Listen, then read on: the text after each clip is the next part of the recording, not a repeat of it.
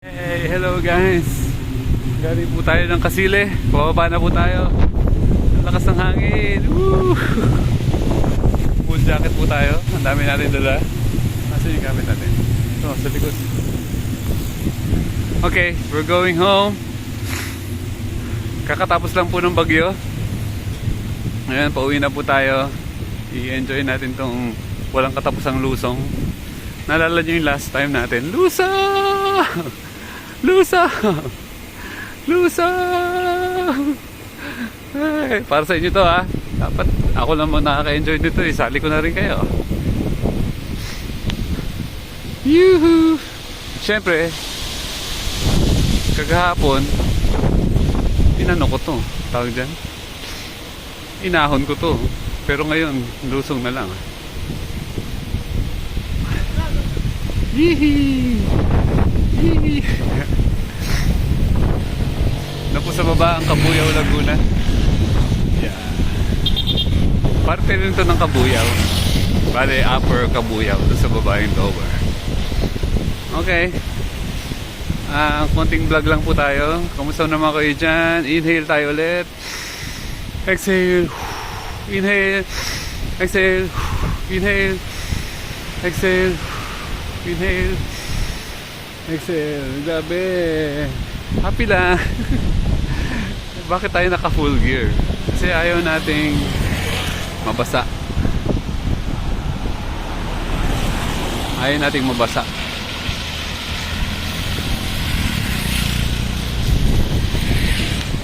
Ay, naku.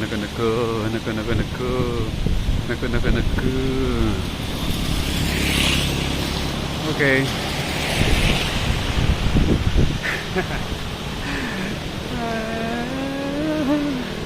Relax lang tayo. Huwag naman tayo masyadong hataw. Naku, sarado yung gusto kong bilan. Tindahan na gusto kong bilan. Ito, may tinda sila dyang turon eh. Kay Inang Doris. Okay. Bago tayo lumusong, parang ayoko nang naka-cellphone habang nakalusong. Masyado itong pababa. Silipin muna natin. Yun o, nakikita nyo ba yan? Nakikita nyo ba yung lulusungin natin? Yun o.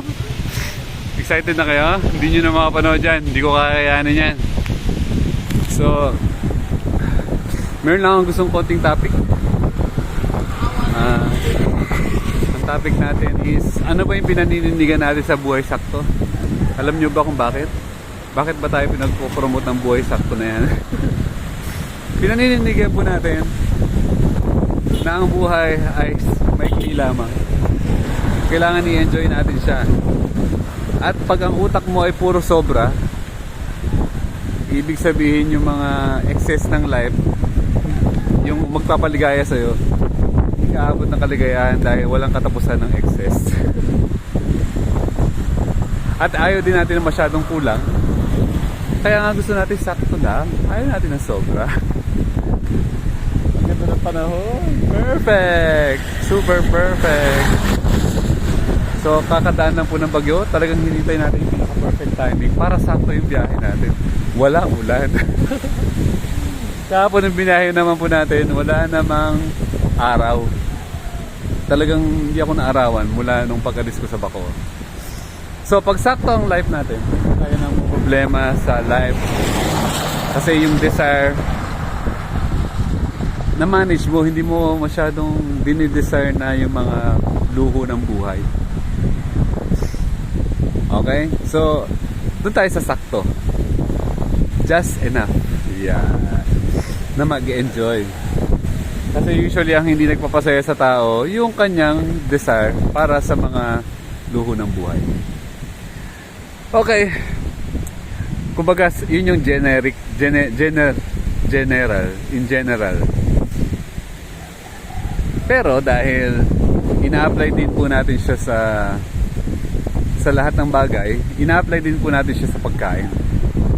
Kasi sobra na rin po ang addiction ng mga tao sa food. So, gagawin po natin,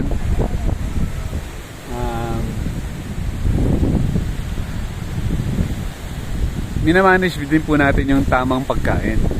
Kasi po, sobra na po ang pagkain ng mga tao. Gluttony na po.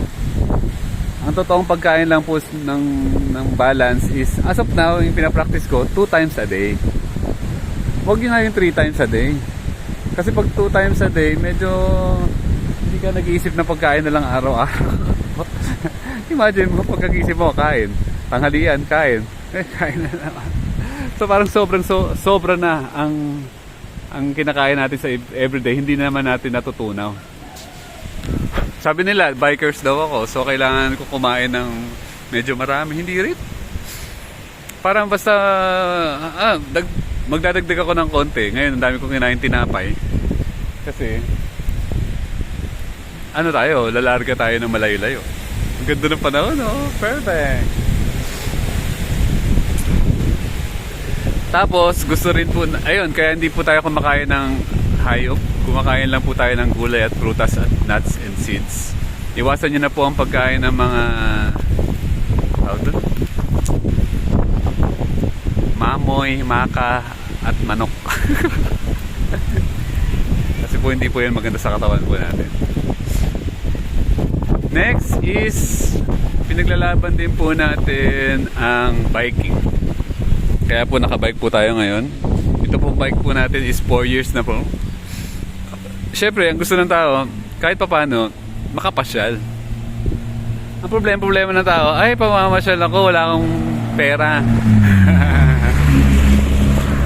Paano ako makapasyal? Kaya bumili ka ng bike. At least, makapasyal ka muna sa paligid, hanggang mapalayo ka na. Ako galing akong Bacoor, nakarating ako dito sa Cabuyao, Casile, Laguna. And ang pinakamaganda is yung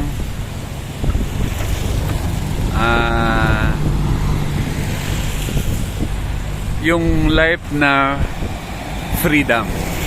Paano yung freedom? Ako, naniniwala po ako na hindi lahat talaga ng tao dapat nagtatrabaho. O dapat hindi lahat. Kasi po, mula nung nasako po tayo ng mga colonics, tinuruan tayo magtrabaho for life. So ang ginawa na lang natin, nagtrabaho hanggat naka-mindset tayo magtrabaho ng 4 na taon, ng 40 years. At ang impluwensya po niyan is eskwela. So magkatugtong po yan. Kaya tayo pinag-eskwela para magmukha tayong pera. So ang gagawin natin, magtrabaho, walang katapusan. Kung pwede sana yung parang naka-mindset ka lang ng mga ilang... Meron kasi akong alam, nagtatrabaho ng 6 months, magbabakasyon ng 3 taon. Oh, hindi yung saya. Yung trabaho niya ng 6 months, yun yung gagastusin niya para sa 3 taon. Yun ang maganda, yun ang wise. Hindi yung naka-mindset ka, imagine mo, magtatrabaho ka forever. Amazing. Kaya, hindi tinuturo sa eskwela yung mga bagay na pwede ka palang kumita nang wala kang trabaho. Ang lagi na lang tinuturo is magbenta ng oras. So nakawala na po tayo dyan 24 years ago. Hindi po tayo nagtatrabaho dahil pwede po tayo kumita ng per project. Uy, dami natin nasabi ha. Na-content ha. Naipon eh. Ano pa? Ano pa pinaglalaban natin sa buhay sa... Ayaw natin ng sobrang abuse sa katawan. Kaya kung matulog po kayo ng maaga, kaya maganda itong mga gantong biyahe, tanghali, pagdating sa bahay, tulog. Maganda alas 6, matulog na. Okay, last 3 minutes. Isa sa mga pinaka-importante ko natutunan this year. Kalahin mo this year lang. Is tungkol sa meditation. Mag-meditate po tayo umaga at gabi. Ano ibig sabihin ng meditation? Meron kang time, 1 oras sa umaga, 1 oras sa gabi para mag-isip-isip ng mga pangyayari sa buhay. Hindi na lang puro walang katapusang work. Mag-isip-isip ka kung anong 1 oras, yung, alam mo ang gagawin mo, upo ka lang. Pagka-upo mo, pikit mo ang iyong mata, silence your mind, and think of nothing. Okay, i-analyze mo lang, pakiramdaman mo yung katawan mo. Kasi minsan yung sarili natin nagsasalita yan. Hindi lang natin pinapakinggan, yung katawan natin nagsasalita yan, hindi natin napapakinggan kasi masyado tayong busy. So what if meron kang isang oras para mag-isip sa iyong sarili, pag-isipan mo yung mga iba't ibang bagay na possible maging mas importante kaysa sa mga bagay na iniisip mo everyday. Tulad ng family, relationship, emotion, psychology, yung iba't ibang bagay na magpapa-taimtim ng iyong isip. Ayan. Baka maisip mo yung kapayapaan, kalayaan, at kasayahan. Ayan. Yan po yung pinaninindigan ng ating buhay sakto. Kaya mabuhay po tayo ng malaya, masaya, at payapa. Ang ganda naman. Yan po yung pinaninindigan natin. And naniniwala po ako, yan po ang ayun, mahangin na naman. Sarap. Kasarap ulan yan.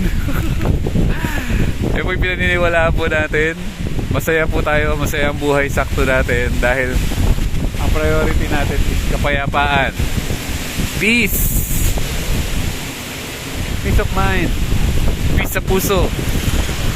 Tapos sunod is hangin. Kalayaan. Freedom to do lahat ng gusto mong gawin. Now na.